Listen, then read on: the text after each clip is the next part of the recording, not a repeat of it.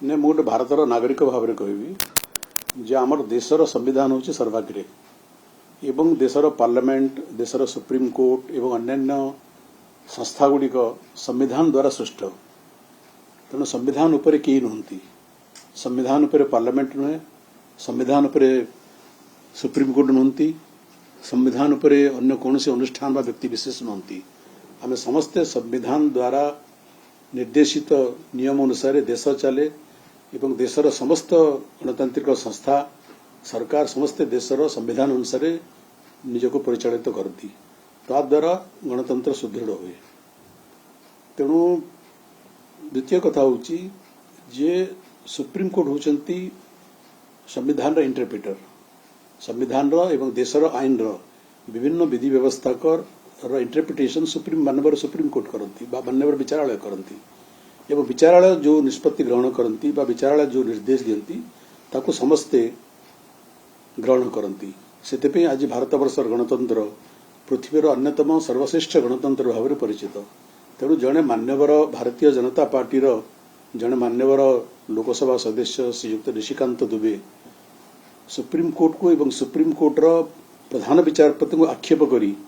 जे प्रधान विचारपति देश में सांप्रदायिक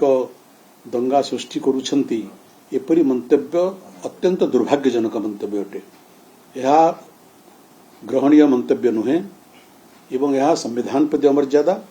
एवं सर्वोच्च विचारालय प्रति अमर्यादा ए देशर आईन व्यवस्था प्रति एक अमर्यादा अटे। तो मु बुझीपारुनी एपरी निर्वाचित सदस्य विरुद्ध एपरी मंतव्य विरुद्ध कहीं संपृक्त दल एवं सरकार कौन से कार्यानुष्ठान ग्रहण करना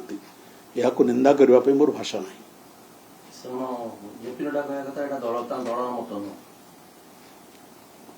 देखु व्यक्तिगत मत देवार मध्य एक सीमा अच्छी जदि एटा दलर मत नुहे एवं दलर मत विरुद्ध रे जदि दलर कौन माननीय सदस्य जे कि पार्लियामेंट सदस्य एपरी विचारालय विरुद्ध रे मंतव्य देवे ताले मु भावुची दल ताकू गुरुत्वर सहित ग्रहण करवा उचित एवं व्यक्तिगत मत बोली दल से निजको निवृत्त करवाटा एक विपज्जनक परंपरा सृष्टि करिवो।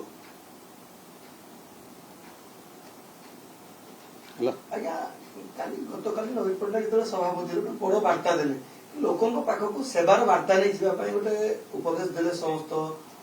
विधायक मान कहतु कि दल नेता मान आम राजनीति रे अच्छु एवं राजनीति रे थाई राजनीति जरिया रे आम समाज रे कार्य करूछु आम राज्यर कार्य करूछु आम राष्ट्र कार्य करूछु। तेणु राजनीति आम करूछु तार अर्थ नुहे जे आम केवल दलर कार्य करू संगठन कार्य करूँ आम संगठन जरिया आम दल जरिया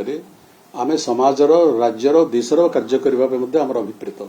तेणु आमर जहाँ कार्यक्रम आम एक आंचलिक दल आमर जहाँ कार्यक्रम आमर जहाँ नीति गृहीत होटा ए राज्यर विकास पाई राज्य लोकंकर मंगल पाई से आम अभिप्रेत एवं मान्यवर आम दलर सभापति जो वार्ता देले से उद्देश्य वार्ता देले जे जेहेतु दल राज्यर विकास पाई अभिप्रेत दलर समस्त कार्यकर्ता समस्त कर्मी समस्त सदस्य से दिगरे कार्य करवा उचित एटा थला वार्ता। सर आपण तो प्रतिष्ठा सदस्य दलर संविधान केरेला आपण थिले दलर संविधान कोन खोजी केमिति प्रोसीजर रे सांगठन निर्वाचन होई कि आपण दलर संविधान पढे जानि परबे ताको दलर एक बड़ संविधान अछि ताको प्रति धारा अनुसार व्याख्या करबा तो कम समय भीतर संभव नहीं। सर जो कार्यकारिणी जो माने रहती सेटा डिक्लेयर हुए कि नाही आकोनी गोटे चर्चा आलोचना आपण तो चर्चा दल विषय दल आम गोटे दल आम राज्यर बृहत्तम दल आंचलिक दल भाव में तेणु आम दल संपर्क चर्चा होची एटा एथर आश्चर्य बार कौन अच्छी आम 24 वर्ष धरी राज्यर शासन भार आम ग्रहण करूँ एवं आज सबुठ बड़ विरोधी दल हिसाब से ए राज्य विकास प्रगति जिते बाधा प्रतिबंधक ताकू प्रतिहत करने आम कार्य करुचु आमर जो लक्ष्य था दल रे सरकार थी जो लक्ष्य था आज कौन विरोधी दल थी से लक्ष्यच्युत आम हेबू से आमर लक्ष्य से आमर अभिप्राय एवं राज्यर विकास राज्यर जनसाधारण विकास एवं राज्यर स्वार्थ को जो मैंने प्रतिहत करुछंती तांकु प्रतिहत करवा आमर जो लक्ष्य से लक्ष्य नहीं आम कार्य करुचु।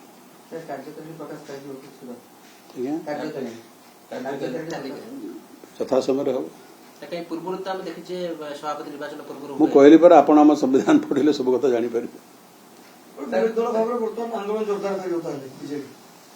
जोरदार चली आम आंदोलन मु बार बार कहूँ जे ओडिशा राज्यर स्वार्थ विरुद्ध रे बा ओडिशार जनसाधारण स्वार्थ विरुद्ध रे जोठी जो व्यक्ति द्वारा जो अनुष्ठान द्वारा जो दल द्वारा वा जो सरकार द्वारा कौनसी कार्य हेब आमे ताको बर्दाश्त करिबु नहीं। ओडिशा राज्यर सर्वांगीन विकास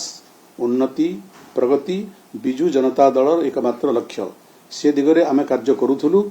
सरकार रे थाई से दिगरे कार्य करूथुबु विरोधी दल रे थाई मध्य। देखो ये सब संपर्क रे काली आबर दलर राज्य काउंसिल मीटिंग सरी जाइछि एवं ये सब संपर्क रे आपण माने सांबादिक आपण माने समीक्षा करिवे।